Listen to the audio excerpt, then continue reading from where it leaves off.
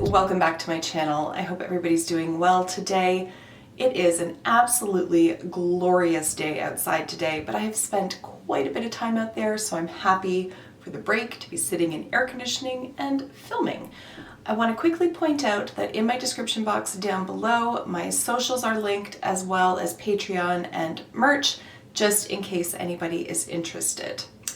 Alright, so for today's video, what I wanted to do was go through let me get this big stack here, my ABH palettes. Now, I already have a video in which I rank my palettes, but what I want to do today is go through them and just share with you what my favorite shadow from each one is and my least favorite.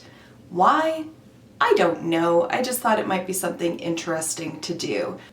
My eye look today is done using ABH shadows. There's a bunch of them from a bunch of different palettes. And my lips are also ABH, so I have a mixture of Sweet Pea and Soft Pink from their matte, what the hell are these called? Matte lipsticks. Okay, well, there we go. At least it's concise, I'll give it that.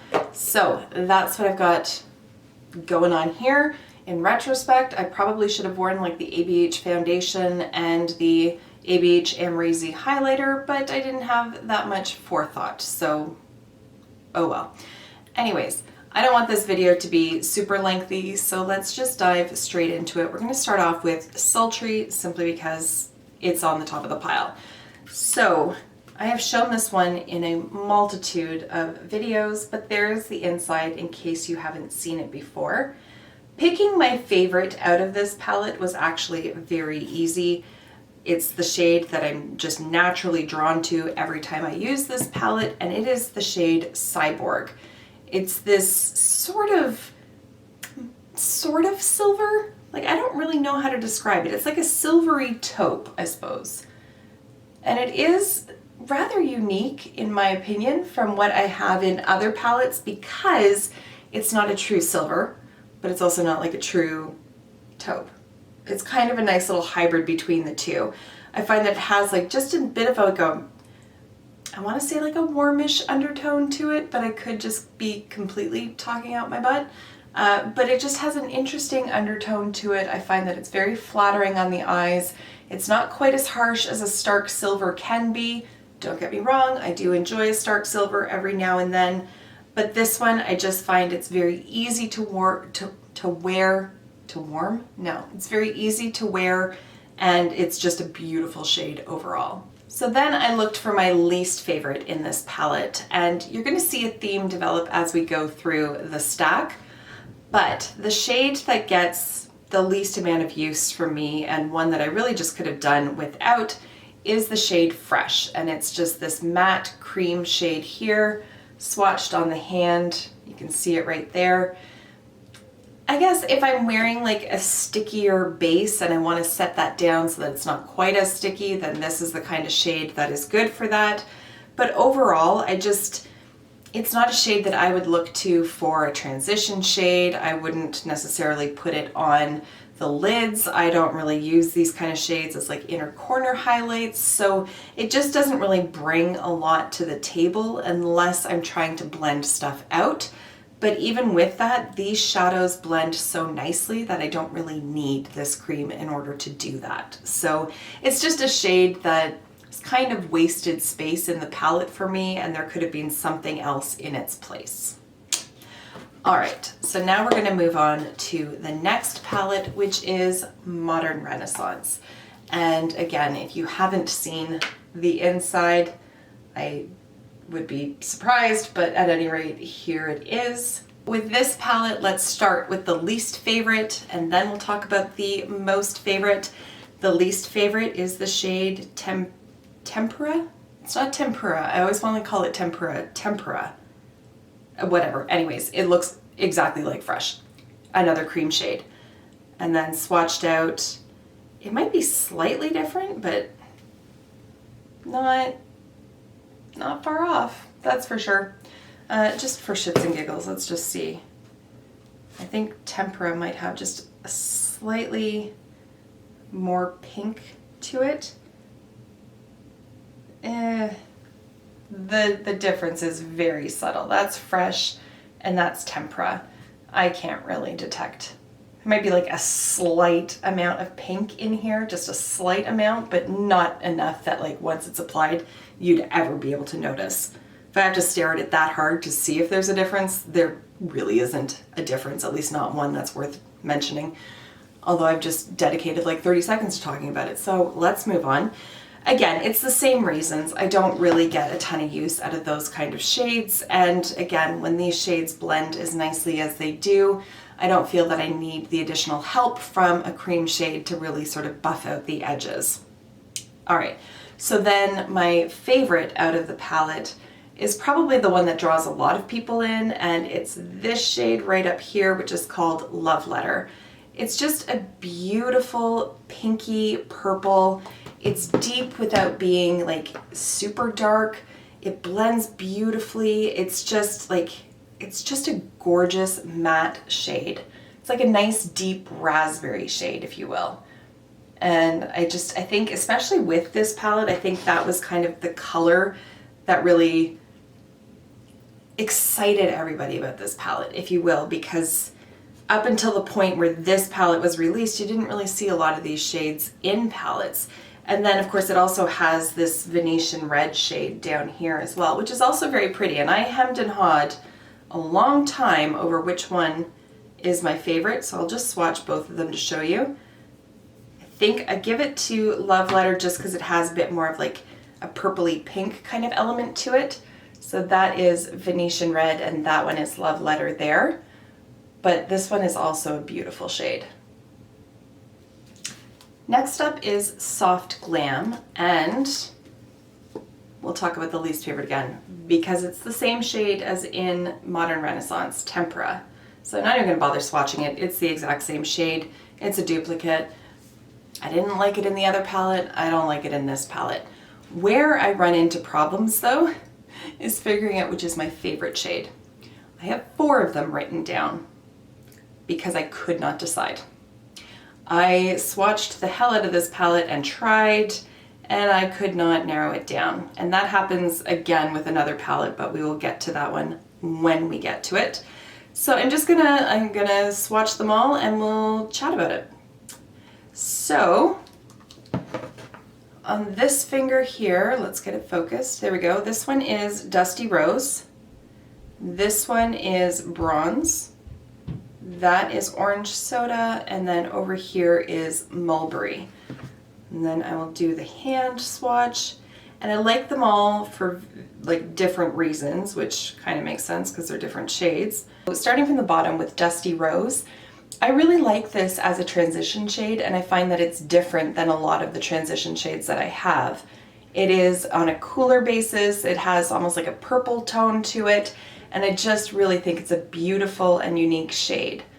For Bronze, I'm normally not drawn to this kind of shade, however, this one is just so beautiful. It is like full metallic foiled gorgeousness, and I just absolutely love it. Orange Soda reminds me very much of Peach Smoothie from Makeup Geek. They are very similar, although this one might be just a hint more with like the tangerine orange kind of color. Does that make sense? I don't know if that makes sense, but I really do like that shade. Again, it's an excellent transition shade, a little bit different than what you would normally find in terms of like taupey kind of colors or warm browns. It is very much an orange-based shadow, as the name would suggest, and I find that that just helps to keep things on the brighter side. And then with this one up here, Mulberry, it's just this beautiful like red-brown hybrid. I think it's really unique. I really love how like rich and pigmented it is. I know people get like iffy about the word pigmented, but like that's one swipe. That's pigmented. I don't know any other word to say than that. But it's just like this beautiful, rich, warm brown, reddy undertoned kind of shade. And again, I think it's rather unique. I don't have a lot of shadows like this, and I just think it's beautiful. The next palette we have is Noir, and again, I will show the inside of it. This one's such a, what I would consider to be like a feminine kind of color story with those pinks and purples, and everything tends to be a bit on the lighter side. And I kind of resisted this one for a while for some reason, and then I swatched it in store and was like, okay, you're coming home with me, because it's so pretty. But I do have two shades that I'm not so big on in this one, and then there is one standout shade for me. So let's start with the standout shade, and that is Rose Gold. There it is. And it's just, I mean, you see it, it's beautiful. It's so pretty. And it's like, it looks like full-on liquid metal, basically. And it's not a duochrome, but it's like this nice mix of goldy tones and pink with like almost like a hint of purple in there.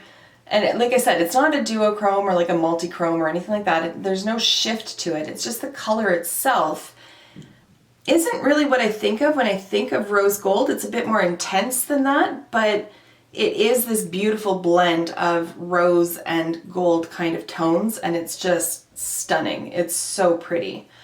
And then for the two that I'm not so big on, so of course, it's this kind of shade right here.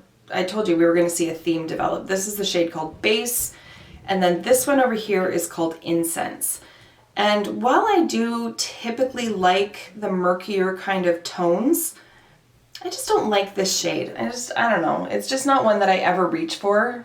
And by that I'm talking about this one here called Incense. Base, again, like Tempera and Fresh, I just really don't have any use for it. But Incense, that one in the middle, is just purely based on me just not liking the shade. It'll blend out and it'll be okay, but it's just not one that I'm like super excited to use. All right, I'm allowed to have one of those. Moving on. That brings us to Subculture. This is such a beautiful autumnal color story. I absolutely love this color story. But there is a shade in here that I don't understand why it's in here. I don't like working with it. I don't think it adds anything to this palette, and therefore it is my least favorite, and it is this one right up here, and it's called Cube. And in the pan, it kind of looks like it's just like a somewhat satiny kind of white, but it has this like pink shift to it that just doesn't jive with what's going on in the rest of the palette. And I don't like this shade. I don't like the actual formula of it. I find it's rather powdery. And then it doesn't play nicely with the other shadows that are in here. So this is one that like I literally never reach for.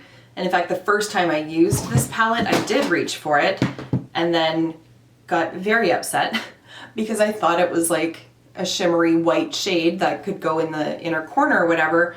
But it's very strongly pink, and it did not jive with the rest of the shadows that I had used on my eyes. I can't remember what they were at this point. I used it however many years ago that this thing came out, but I do remember feeling betrayed by this particular shadow, so that's one that I just really don't like. But then I have a couple favorites, and I hemmed and hawed, and I could not narrow it down between these two. So the first is the shade Destiny, and it's this like beautiful khaki kind of green. And then this one over here, this mustardy yellow, is called Edge, and I am a whore for mustard yellow, basically. I love these kind of tones. I love them together, I love them separate. I just think they're so beautiful, these like murky greens and yellows. There's just something about them that I just am in love with. I think they're gorgeous. These shadows I find also perform really nicely out of this palette. I know this is one of those palettes that people had like severe issues with. And while I have never been super frustrated by Subculture, I fully recognize that especially with those deeper tones, it takes more time to work with than what I'm used to with other palettes, even other palettes within the ABH line. So things like Rowdy over here, this one, what is this called? Untamed in here, and then Axis, I think it is. Yeah, Axis up here. Again, this is another beautiful shade as well, but you do have to like really work to get those to apply nicely and get them to blend out. Also, just the colors in here, when you mix and match certain colors, it can get murky just because of the way that they interact with each other. So this is definitely not what I would consider to be like a particularly user-friendly palette, but the color story is so beautiful that I'm willing to put in the effort to make this palette work for me because it's just so beautiful. Next up is the Jackie Aina palette, and this is the other one where I have like 4 shades, I think it is. Yes, 4 shades that are like top contenders for favorites because I just couldn't narrow it down.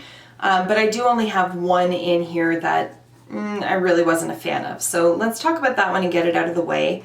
And it's this shade right here. I'm gonna try to say it, but it feels weird saying it. Dwalas. I think that's how you say it. I don't know. So whereas in that other palette I really liked Bronze, what the hell shade was that? That was in Soft Glam. So whereas in Soft Glam I really liked the shade Bronze, this one just leaves me wanting more. It's not a bad shade by any stretch, but it just isn't quite as impactful as Bronze is. So for the sake of comparison, why don't I bring that out and swatch it beside it, and then we can see what it is I'm talking about. So there is, oh God, I have to say it again, Dwalas, and there is Bronze. See what I mean? Like, this one just like has more oomph to it than this one. This one looks, if I can say it, it looks a little generic. Like it looks like the metallic gold that you see in like any number of palettes. I just don't find that there's anything particularly special about it.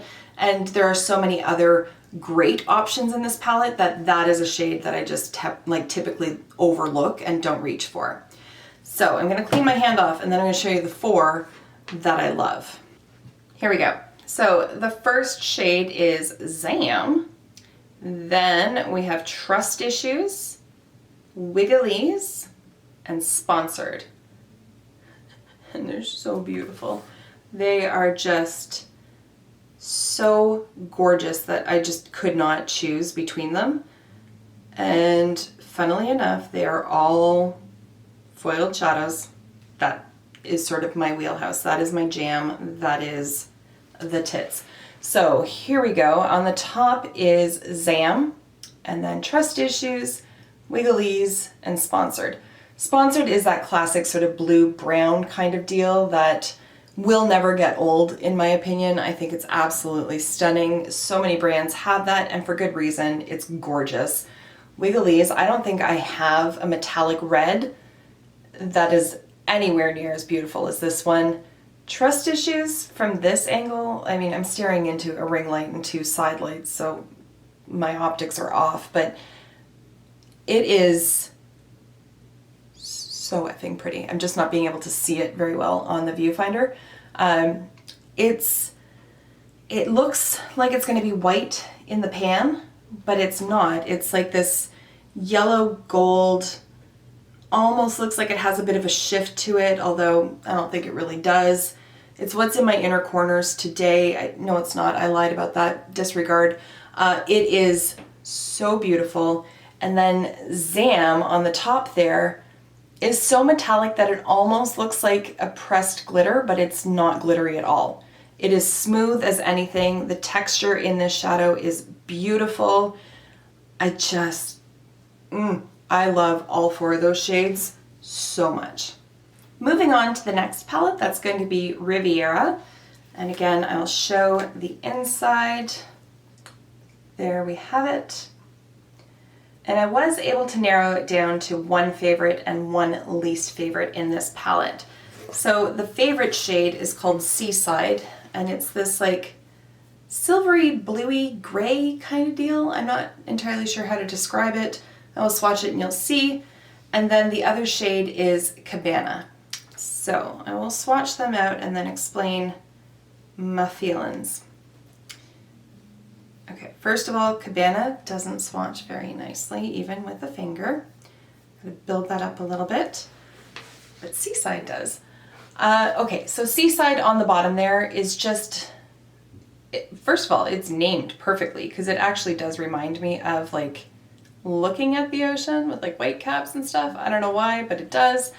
It is like, it's gorgeous. It's like a lilac-y kind of blue with like a silvery, almost goldish kind of shit. I don't know how to describe that gorgeousness, but it is stunning. It is absolutely beautiful. That shade on top though, while I do enjoy the murky sort of baby shit brown green kind of shades, this one just isn't it for me.